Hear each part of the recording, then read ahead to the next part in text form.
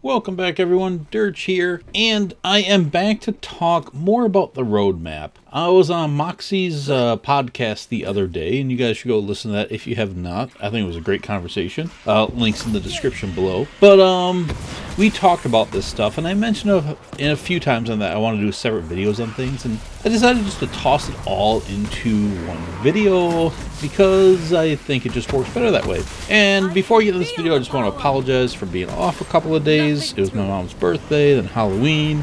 Then I was just exhausted for a day, which happens. And then last night I was planning on doing a video, and I actually recorded this, but I wasn't happy with it. I had like a 40-minute window to kind of crank it out, and I had some place to be, and I came back and watched it, and it was pretty late at night, and I wasn't happy with it, so I just deleted it. So this is the gameplay I recorded with that the other night, but I was talking and playing, and I just wasn't happy with either one. So I'll reuse that gameplay. Sorry it's not the best because I was distracted and just not focused. But I want to talk about the roadmap. And before I get into that, I have one more disclaimer to get to is we all have the ability to affect the change in Borderlands 3. And I said this at the end of Moxsy's podcast, but not a lot of people stay to the end. And the message was basically, you don't have to have a YouTube channel.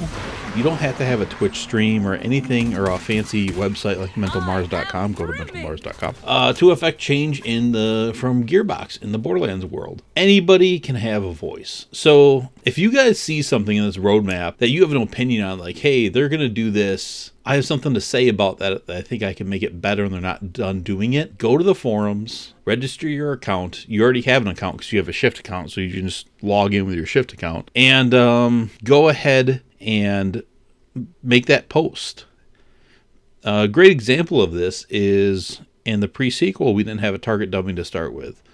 And Chuck80, some of you guys might know him. He doesn't make videos or anything, but Chuck came up with the Deputy Sal build and I believe the Pimperhab build. So you Sal players definitely love Chuck. But Chuck made a thread saying, a petition for a target dummy. And he didn't have to get vulgar, he didn't have to yell or scream, didn't have to insult anybody. He just made a constructive thread saying, hey Gearbox, this is really important to us. Would you please add it? And then in the DLC of Claptrap's DLC, they added it. So any of you out there can have a voice, and if you make a good point that resonates with other people, they will join you in your cause, and your voice will get amplified, and you can affect change. So anybody can do that. Just wanted to get that out of the way before I started this, because some people are like, well, we don't have a direct line, we don't have this, we don't have that. Everybody who plays the game has a direct line to Gearbox. They read what we write. They listen to what we say, so you do have a line. Okay, moving on to the actual roadmap. I actually did that faster than I thought. First thing is performances, and I'm not going to touch on that because I just want them to get performances better.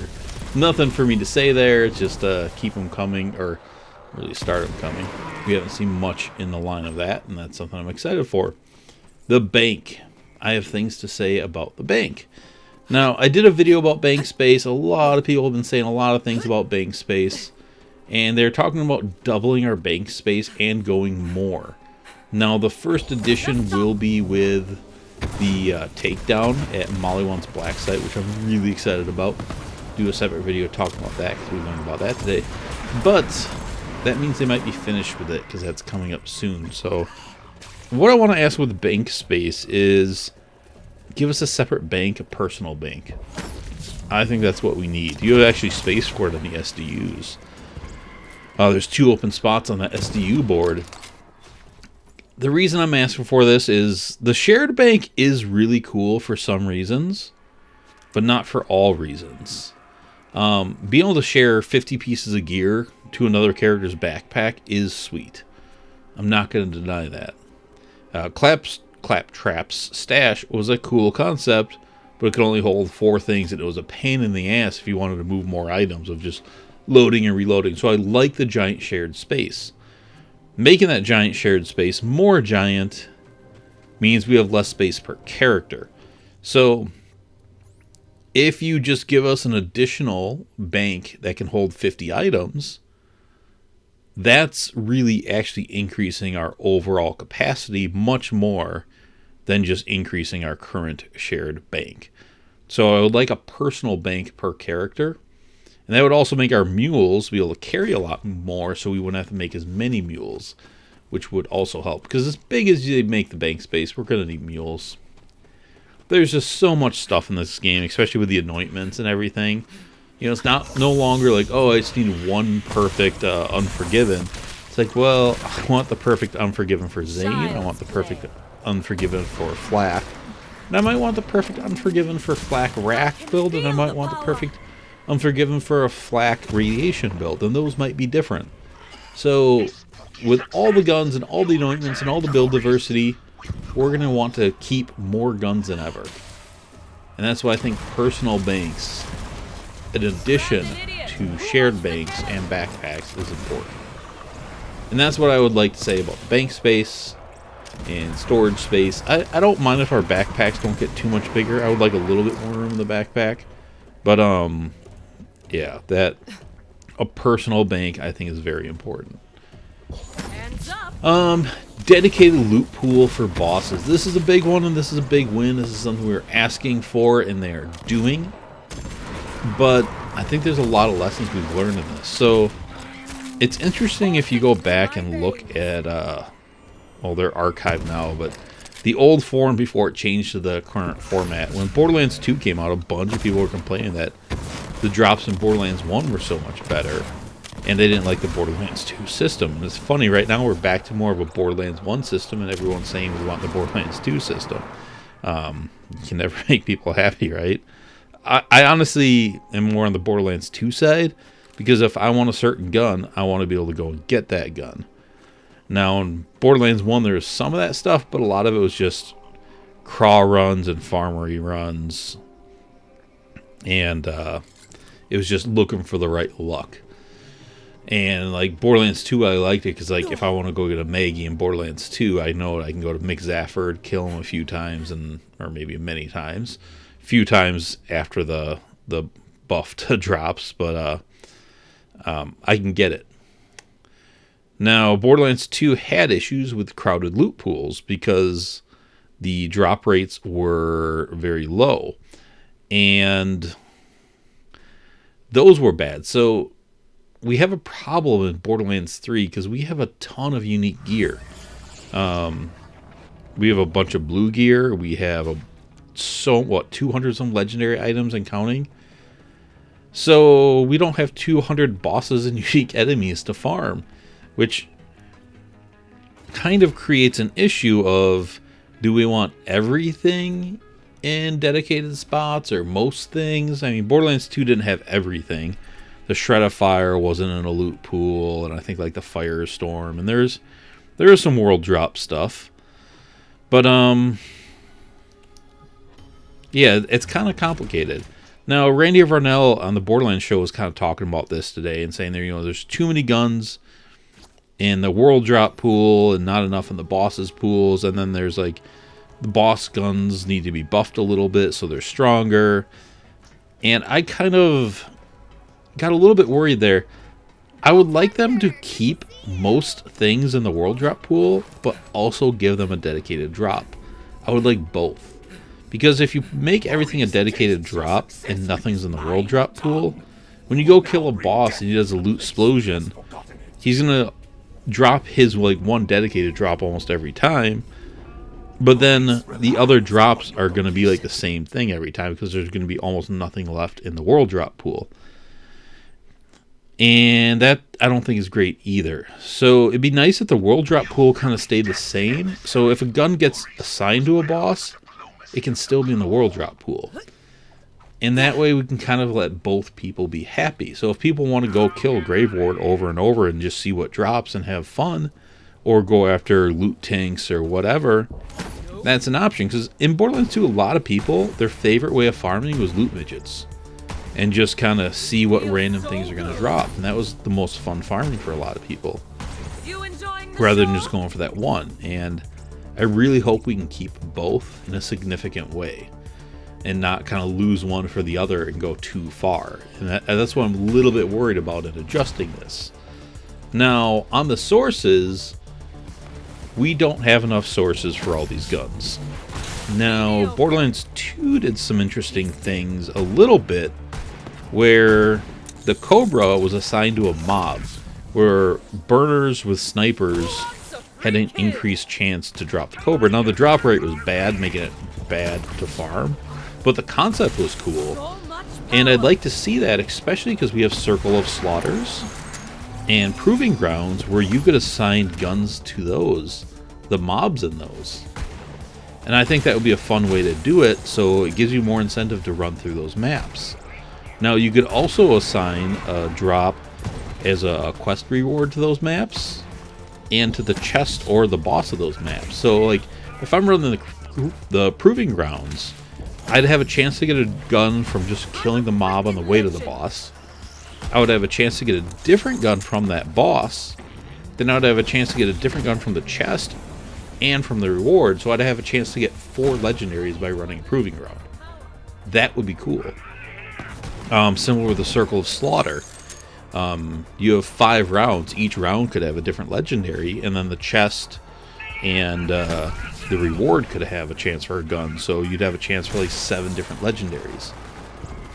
And it would give us a reason to farm those a little bit more. I think that would be a good way of doing it. And then if you had more guns, you could just assign other just mobs in certain boss or certain areas loot drops. So it doesn't have to be just Proving Grounds and Circles of Slaughter. And that way we could avoid the crowded loot pools better, because then I think you have a lot more sources to spread them out. And that would be fun. But it would also create things like the Dust. Now, Frostburn Canyon was like it too, but the Dust was one of my favorite maps to run, because I would start on the back path with the spiders, and there would be Tubbies and Chubbies, so it's like Pearls, Legendary Class mods, a few other things. And then I would work my way to Mob and Get for the Varuk and Leota, and then the Black Queen for the Nukem. Then I could hop over and go to McZafford for a Slega or Maggie, then run over to McNally for the Hammerbuster and hit up a few red chests on the way. That was a lot in one map that I could run quickly in a circle. Instead of just farming one gun, I could kind of farm like many guns. And I think we had the opportunity to kind of create that loop again, because I think that was a really fun loop. In the Frostburn Canyon, you had the Pyrophobia, the Hellfire, Tubbies, and the Neogenitor, I think. And I'm missing something else. But there's multiple drops there. So, oh, the Lascaux. Yeah, how'd I forget the easiest one? It was over there. So, like, those were fun runs where you could just, like, do a nice circular map. Right now, Electric City is almost like that. Because you have, obviously, Kilovolt. But then you have, like, the Ernst guy, the One Punch guy. I think there's, I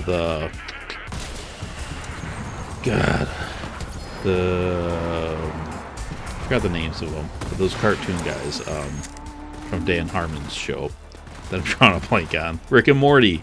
They're in that map too. So that map is kind of the closest thing to that right now. And that is a pretty good one.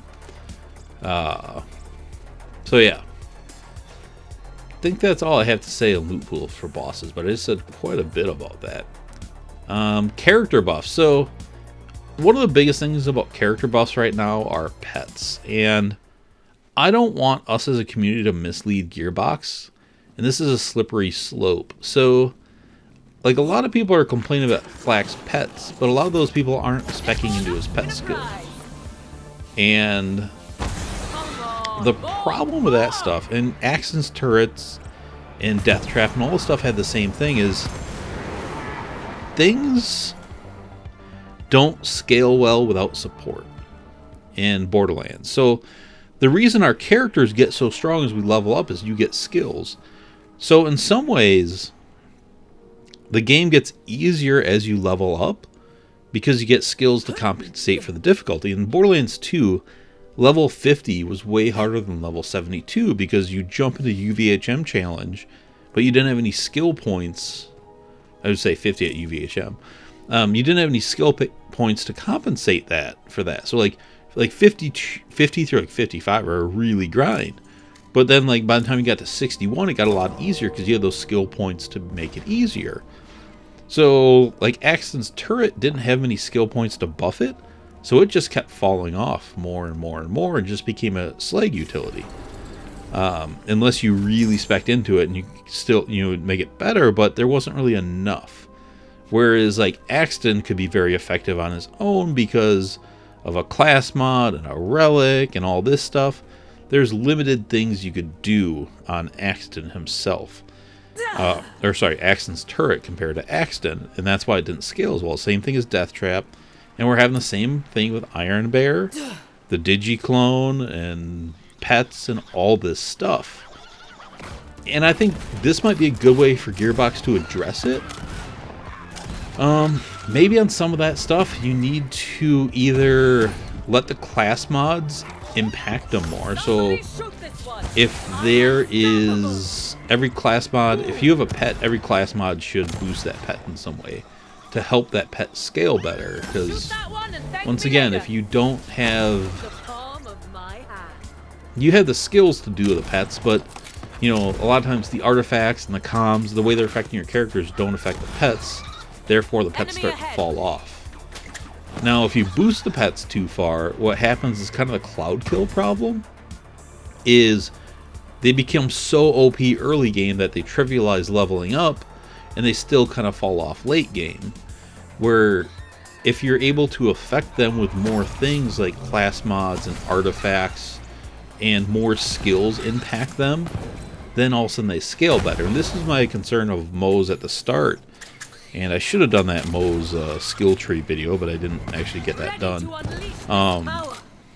But the Iron Bear, if you don't really go full into an Iron Bear tree and really focus on it, it's going to struggle.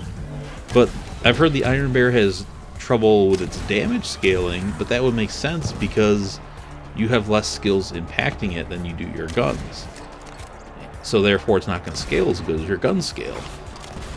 In Borderlands 2, after the loot hunt, Baru did a video on the Gub, I believe, where he shot the legs and arms off of a loader in Washburn Refinery, and just shot the loader, and the Gub couldn't kill the loader because the health regen was stronger than the gun.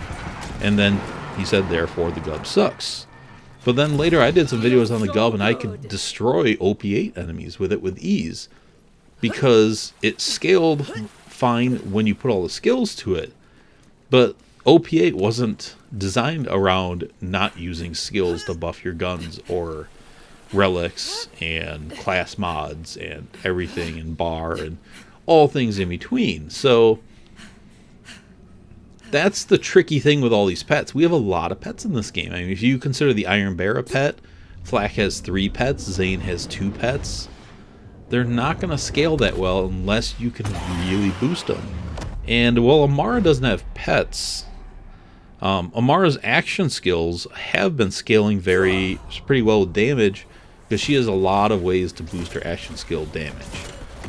And I think we need to look at both, not just increasing their stats and their health, but increasing the way they interact with our gear. So our artifacts, class mods, guardian rank, that kind of stuff needs, if that stuff could affect our pets in some way, our pets would scale a lot better. And therefore we wouldn't just have to give them flat stat boost that makes them super OP early and then just okay later. Again, avoid the cloud kill problem, because in order to make cloud kill great in late game, which cloud kill is in a way a pet, so it was just flat scaling damage, no other way to really boost it, or little ways, and it trivialized the game early game, and then late game it was still really good. And we don't want to trivialize the early game to make the late game good. I think there's a way to avoid that. So that would be my advice there, is give us more ways to boost them within our skill tree. If that means some skills need to be reworked where it goes, Moe's gets this and Iron Bear gets this, so be it. That would make those a lot better. Mayhem! Mayhem 2.0 sounds super exciting. I just said that really loud. I noticed it with my audio. I have a love-hate relationship with Mayhem. I like the concept behind it because I like to keep varying my gameplay, but then I also get frustrated by not having constant gameplay, especially as a content creator. It makes that very difficult. And sometimes farming bosses, I like it because every time I farm that boss, it kind of makes me think how I'm going to kill him, do it a little differently. I'm not a very, well, it's weird. I have patience, but I also rage quit easily. I guess I'm a complex human being, like many of us. But a lot of times when I'm farming bosses, I just can't go in and just like kill a boss the exact same way 50 times. I lose my mind. It's so boring and monotonous to me. I just can't do that. So for Mayhem mode for me, I remember when I first beat this game and I was just farming the final boss just because I just beat it. I was close to, getting close to level 50. It's like, well, getting a lot of XP, let's just do this. It's a fun fight. And it was kind of fun. It was just upped it to Mayhem 3, went back to the fight, and, checked the modifiers, like, oh, I'm using assault rifle this time because pistols are down, but assault rifles are up. Alright, cool. And it was like forcing me to use different things, and I enjoyed it, actually. But it does slow down farming. So they are adjusting the Mayhem modifiers, which is good. And I think I've heard our voices like bullet reflection. Nobody likes that. There are certain things that just suck to get. And it also sucks when you do a niche build and then it's just nullified. Because niche builds are really fun in this game. Like a cryo build can just be all of a sudden cryo negative 50%. Well, there goes my entire build. This sucks. That's always depressing, and reloading the map isn't fun because that just takes a while, especially if you have an older PC or consoles load slower. It just really, really interrupts it. So adding in a way to let us re-roll them, maybe it's for Iridium or something, but let us re-roll the modifiers would be good. And then with Mayhem 4, I really hope they don't add a level of modifiers. I would rather just see a level of enemy health and stuff go up, number of enemies go up, or anything to make it more difficult on a standard level would be way better than adding more modifiers. More modifiers, just there's enough at Mayhem 3. Mayhem 4 could be a little ugly with that, so... I mean, I'd even take enemy health regen, like we had in UVHM. I know a lot of people hated that, but I would take that over more modifiers. In fact, that could be a modifier. Just enemies get health regen.